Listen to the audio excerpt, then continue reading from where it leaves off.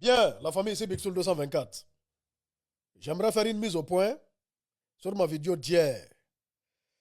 Voilà, sur la sortie du général Amara parlant de l'éventuelle candidature du général Mamadi Doumbouya à la prochaine élection présidentielle. Vous voyez la famille, il y a de ces Guinéens qui n'aiment pas qu'on dise la vérité. Il y a de ces Guinéens qui ne voient pas la réalité en face. Ah oui, ah oui, ah oui, ah oui, ah oui. Dès que tu parles, ils vont sortir les mêmes mots, c'est-à-dire la même chanson. La même chanson depuis toujours. Oh, tu as vendu. Oh, gna gna gna. Oh, oh, oh. Ça, c'est vous qui voyez. C'est votre problème, au fait. Moi, je dis ce qui est. Je ne suis d'aucun bord politique. Hein. Donc, je dis ce qui est. Je ne suis pas un perroquet politique. Je dis ce qui est.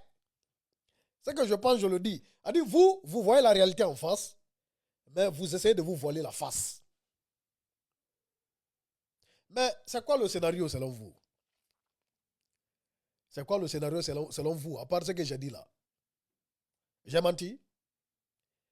Est-ce que j'ai menti? Hein? Ce n'est pas il veut se présenter, hein. Il va se présenter. Parce que bon, le CNT va lui permettre de se présenter. Et il va se présenter. On a écouté le général Amara. On a écouté le ministre porte-parole du gouvernement, Ousmane Gawal.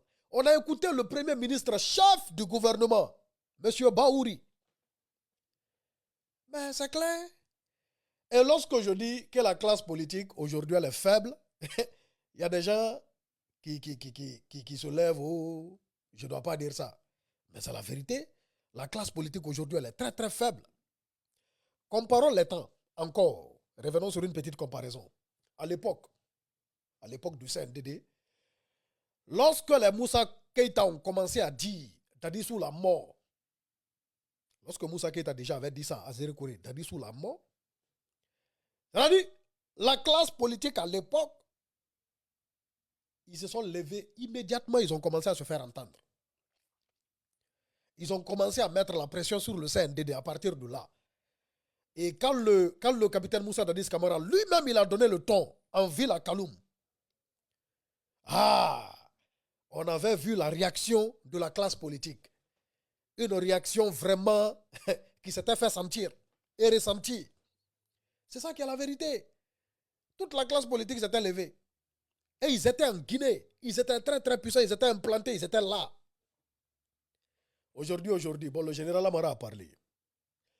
Le ministre Baouri a parlé. Le ministre Ousmane Gawal a parlé. La classe politique, elle est où? Où elle est? Elle est où la classe politique? Elle est très faible aujourd'hui, c'est la vérité. Ah oui, tous ceux qui sont puissants dans la classe politique de la Guinée, soit ils sont poussés à l'exil, soit ils sont en prison, soit ils ont totalement disparu.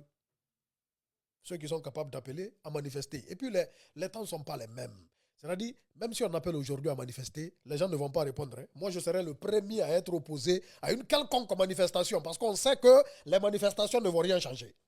Ah oui! Les manifestations ne vont rien changer. Donc, je serai le premier à dire aux gens de ne pas répondre. Et personne même ne va répondre. Qui est fou?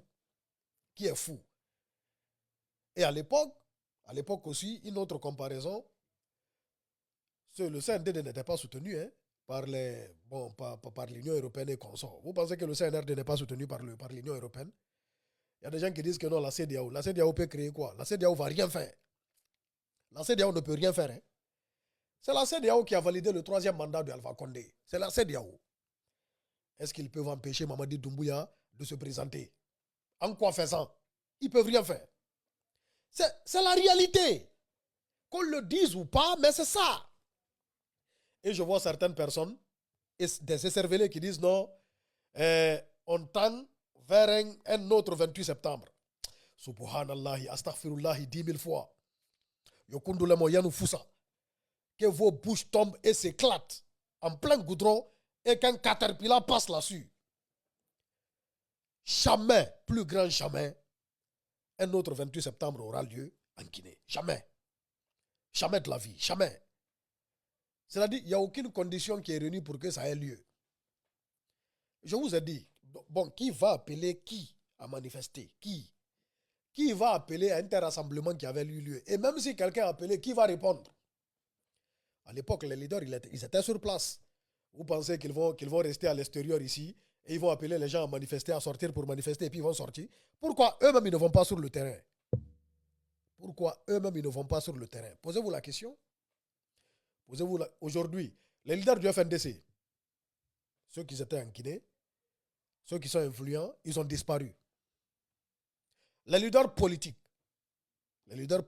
ils sont poussés à l'exil. Alpha Condé a été renversé. Le RPG n'existait plus. Selouda Diallo a été poussé à l'exil. L'UFDG a les pieds coupés. Lui a fait Sidi Touré en exil. Lui a fait les membres coupés. Les seuls politiciens qui restent en Guinée là-bas, ils sont avec le CNRD. Ils roulent pour le CNRD. Voilà. Qui va appeler, qui a manifesté et puis qui va répondre? On n'aura jamais, plus grand jamais, un scénario comme le 28 septembre. Et puis, nyang, astaghfirullah. Astaghfirullah, nyang. Astaghfirullah. À l'époque, on n'avait pas assez d'expérience sur les trucs.